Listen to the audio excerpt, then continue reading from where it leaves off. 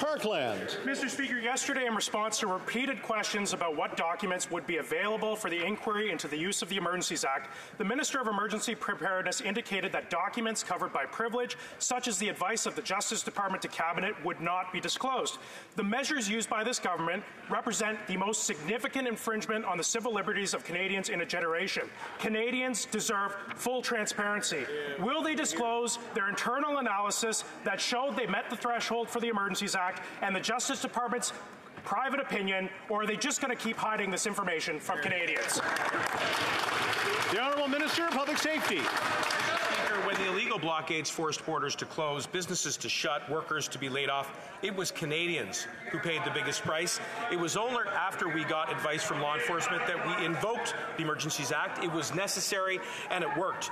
We launched a full-scale independent inquiry appointing Justice Trudeau as Commissioner. He has the power to compel witnesses, documents, information, including classified information.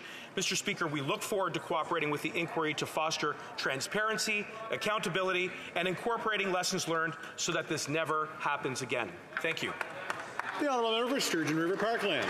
Mr. Speaker, Conservatives and Canada's Civil Liberties Union were disturbed to see that the Liberals are attempting to control the scope of the inquiry into the Emergencies Act by directing the Commissioner to focus on the actions of the protesters, not the actions of the government. The purpose of this inquiry is not to hold Canadian protesters accountable, but to hold the government accountable when using extraordinary powers. Now, the government has tasked the Commissioner to gather evidence against the protesters, but this begs the question, if the government doesn't already have this evidence, how could they have justified invoking the Act in the first place? The Honourable Minister of Public Safety. Mr. Speaker, I want to encourage my honourable colleague to read the order in council, which specifically says that the judge can look into the conduct of police enforcement. So read the order in council. We want to shine a light on the sober events that led to the invocation of the Emergencies Act.